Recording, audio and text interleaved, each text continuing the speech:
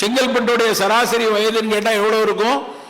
70 வயசு இருக்கலாம். ஏன்னா தமிழ்நாடுடைய சராசரி வயது 67லேருந்து 70க்குள்ள. ஆனால் ஒக்கினோவாவுடைய சராசரி ஆயுட்காலம் 103 நண்பர்களே, 103 வயசு. அவன் அந்த டாக்குமெண்ட்ரி எடுக்கும்போது அந்த ஊரினுடைய கல்லறையை காட்டுகிறான். எல்லாரும் 115 வயசு, 112 வயசு, 116 வயசுல இறந்து போயிருக்காங்க. ஏன்னா அங்க போட்டிருப்பாங்க இல்லையா, பிறந்த நாள் இறந்த நாள் போட்டு 116 வயசு போட்டிருக்கான். அந்த அம்மா 103 வயசுல ஒரு அம்மாட்ட பேட்டி கேட்கலாம், நீங்க எப்படி இந்த வயசுல ஆரோக்கியமாக இருப்பீங்க? இதுதான் நமக்கான செய்தி. அந்த அம்மாட்ட வந்து கேட்கறாங்க, 103 வயசுல நீங்க எப்படி ஆரோக்கியமா இருக்கீங்க? அந்த அம்மா சொல்லுது, முதல்ல சொன்ன வார்த்தை, நான் வந்து என்னுடைய உணவு 3/4 உணவு தான் நான் எடுப்பேன். ஒரு நாளைக்கு என்னுடைய தேவைக்கு நான் 3/4 வேளையை 80% தான் எடுப்பேன். இது முதல் விஷயம். ரெண்டாவது விஷயம் என்ன சொல்றாங்க அப்படின்னா, நான் என்னுடைய சாப்பாடுல கரு நீல நிறத்தில் இருக்கக்கூடிய சக்கரவள்ளி கிழங்கு, பர்பிள் கலர் ஸ்வீட் பொட்டேட்டோ என்னுடைய உணவுங்கிறாங்க. சக்கரவள்ளி கிழங்கு தெரியும், கொஞ்சம் இளஞ்சிவப்பா ரோஸா இருக்கிறது நம்ம ஊர்ல நிறைய கிடைக்குது. அந்த ஊர்ல கருநீல நிறத்தில் உள்ள சக்கரவள்ளி கிழங்கு. நான் உடனடியாக இந்தியாவில் உடனே அதை பார்த்து முடிச்சோடனே இங்கே இருக்கக்கூடிய centre for tuber crops research சென்டர்னு திருவனந்தபுரத்தில் இருக்கு, கிழங்குகளை பற்றி ஆராய்ச்சி செய்கிறவங்க. அவங்கள்ட்ட இதை பற்றின விவரம் இருக்கும் அப்படின்னு அங்கே ஒரு நண்பரை பிடிச்சி, அது ஏன் கருநீல கிழங்குல என்னப்பா இருக்கு அப்படின்னு அவன் சொல்றாரு, அது இங்கேயும் பயங்கர ஆராய்ச்சியில் நடக்குது, அது ஒக்கினோவா ஸ்வீட் பொட்டேட்டோ தானே அப்படின்னு சொல்லி கேட்டுட்டு ஆமானோடனே அவர் சொல்றாரு, அந்த கருநீலம் இருக்கக்கூடிய எல்லா இடத்துலையும் அந்த ஆந்தோசைனின் நிறைய இருக்கும்னு சொல்லிட்டு நீ சொல்லிக்கிட்டே இருக்கிய கருப்பு கவுனி, அந்த கருப்பு கவுனியில் அரிசியில் இருக்கிற அதே விஷயம் தான் அந்த ஒக்கினோவா சக்கரவள்ளி கிழங்குலயும் இருக்கு அப்படின்னு சொன்னார். எனக்கு அவ்வளவு திருப்தியா இருந்துச்சு. பரவாயில்ல, நம்ம ஒக்கினோவால இல்லை, ஆனா நம்ம ஊர்ல கருப்பு கவுனியை எடுத்துக்கொண்டு இருக்கோமே அப்படின்னு. அதுக்கப்புறம் சொன்ன விஷயம் கொஞ்சம் வலிப்பா இருந்தது. சரி, இங்க எல்லா இடத்துலையும் பயிராக்குறாங்களா, இங்க எல்லாம் கிடைக்குமா அப்படின்னா, இல்ல இல்ல, இந்தியாவில் இருக்கக்கூடிய ஒரு பெரிய நிறுவனம், அதுல சிப்ஸ் போட போறாங்க அப்படின்னு சொன்னார். நம்ம ஆளுகளோட பெரிய சிக்கலே இதுதான். சக்கரவள்ளி கிழங்கு வேக வச்சு தின்னா அது நல்லதா இருக்கும், அதுல போய் சிப்ஸ் போட்டா நம்ம ஆள் எதை எடுத்தாலும் ஒண்ணு சிப்ஸ் போட்டுருவான், இல்லைன்னா பஜ்ஜி போட்டுருவான். டக்குன்னு வெட்டி கடாமாவில் முக்கிய எண்ணெயில பொரிச்சு போட்டு, சார் இந்த பஜ்ஜி ரொம்ப நல்லா இருக்கும். அது நீங்க சிப்ஸ் போட்டீங்க அப்படின்னா ஆட்டோமேட்டிக்கா அதுல வந்து டிரான்ஸ்ஃபேட் வந்து சேர்ந்துரும்.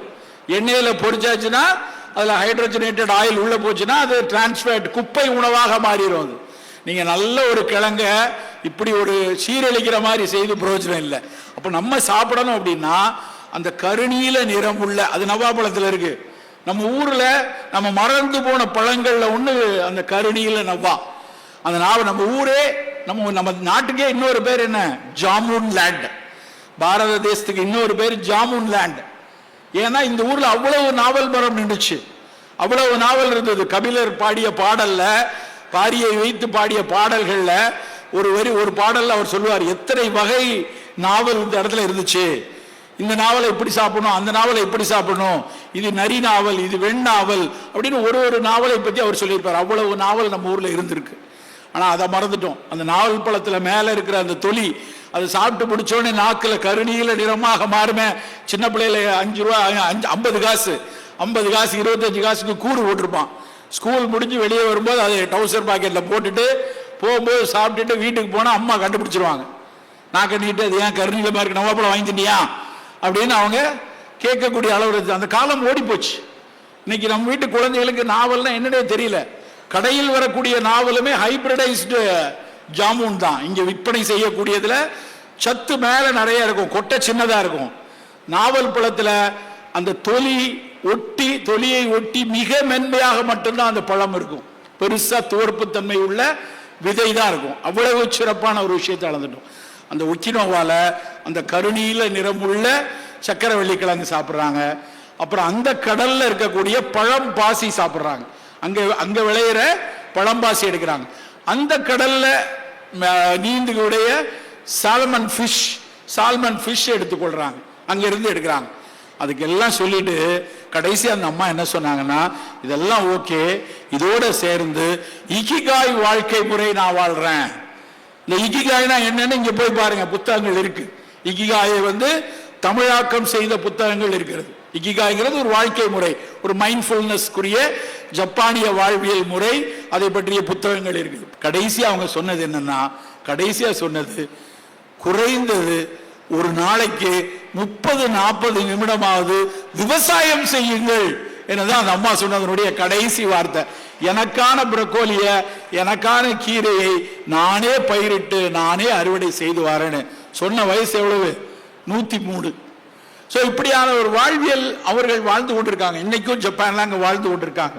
ஆனா நம்ம விலகி விலகி போய் கொண்டே இருக்கிறோம். ஜப்பான்ல போயிருந்தப்ப ஒரு சில விஷயங்கள் கேள்விப்பட்டப்ப மனம் அப்படியே அவ்வளவு, ஏன்டா எப்பவும் சொல்லுவாங்க வாழ்ந்தா ஜப்பான்கார மாதிரி இருக்கணும்டா, நான்லாம் ஜப்பான்ல இருக்க வேண்டியன்னு வேடிக்கையா சொல்லிப்பாங்க.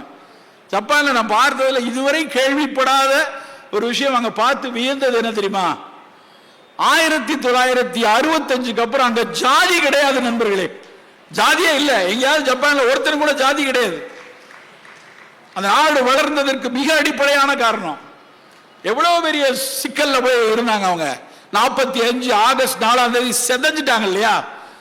1,80,000 பேரை ஒரு அமெரிக்கா குண்டை போட்டு 15 நிமிஷத்துல கொண்டான. ஆனா அதுக்கப்புறம் மீண்டும் இவ்வளவு தூரம் எழுந்ததுக்கு ஒரு காரணம், ஒரு அடிப்படை காரணம், அவர்களிடம் ஜாதி கிடையாது. 89% பௌத்த மதம்.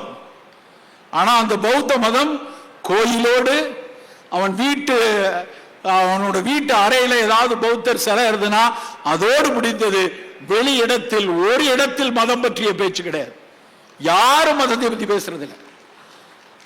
ஒரு ஜாதி இல்லை, மதம் இல்லை. எல்லாத்தையும் விட 100% காதல் திருமணங்கள் நண்பர்களே, 100%. எங்கேயும் போய் வந்து நான் இந்த இது எனக்கு ஒரு பொண்ணு பாரு, எனக்கு மாப்பிள்ளை பாரு, எதுவும் கிடையாது. ஜப்பான் இவ்வளவு தூரம் உயர்ந்திருக்கிறது இதுவும் ஒரு காரணம். தேனீக்கள் மாதிரி வேலை செய்யறாங்க. தேனீக்கள் மாதிரி அவன் பேசுகிறதே, நம்மால் பேசுகிறது எப்படி பேசுறாங்க தெரியுமா? சார் நீங்க 8:03க்கு நீங்க வாரீங்க, நான் 8:11க்கு அங்க இருப்பேன், 9:06க்கு அங்க போறோம், 12-3 மணிக்கு போய் சேர்ந்துடலாம். நிமிடங்களில் பேசுகிறார்கள். இது சாதாரண பேச்சு. நம்ம என்ன சொல்லுவோம் தெரியுமா? என்னுடைய ஆசிரியர் ஒரு தடவை என் செருப்பால் அடிக்கிற மாதிரி ஒரு சொன்னார். எப்படா வருவேன் அப்படின்னு கேட்டார். நான் ஒரு 9:30 to 10க்குள்ள வந்துருவேன். 9:30 10 முதல் கேள்வி அவர் என்கிட்ட கேட்ட மறக்கவே மாட்டேன். தஞ்சாவூர்ல அந்த கேட்ட கேள்வி 9:10க்கு வந்துடுறேன் சார் அப்படின்னா. 9:30 வேற 10 வேற, 9:30 10. அதை நான் கண்ணால் பார்த்தேன். எல்லாரும் அந்த நிமிடங்கள்ல பேசுறாங்க. ரயில் எல்லாம் நிமிடங்களில் கிளம்புகிறது. அந்த நிமிடம்னா அந்த நிமிடம். அப்படியே டோக்கியோல இருந்து ஹிரோஷிமாவுக்கு போற 1140 கிலோமீட்டர் 3 மணி நேரத்தில் அந்த புல்லட் ரயில் கொண்டு போய் விடுகிறது. ரயில் அப்படியே பதறி போய் கரெக்டா ஏறி, கரெக்டா பார்த்து கோச்சை பார்த்து கரெக்டா இடத்த பார்த்து ஏறணுமே பதறி ஓடி போய் ஏறுறேன். ஏறி உட்கார்ந்த உடனே பக்கத்துல இருந்து போனை எடுத்து நான் கரெக்டா வண்டியில ஏறிட்டேன் அப்படின்னு நண்பருக்கு பதில் அனுப்பணும் எடுக்கிறேன். என் பக்கத்தில் இருக்கக்கூடிய நண்பர் சொல்றாரு, சார் செல்போன் யூஸ் பண்ணக்கூடாது. ரயில்ல அத்தனை பேரும் செல்போன்ல மெசேஜ் போட்டுக்கலாம், நீ பார்த்து கொள்ளலாம், உட்கார்ந்து பேசி கொண்டிருக்க கூடாது. செல்போன் கண்டுபிடித்த நாட்டில் எவனும் செல்போனை அவ்வளவு தூரம் யூஸ் பண்றது இல்ல.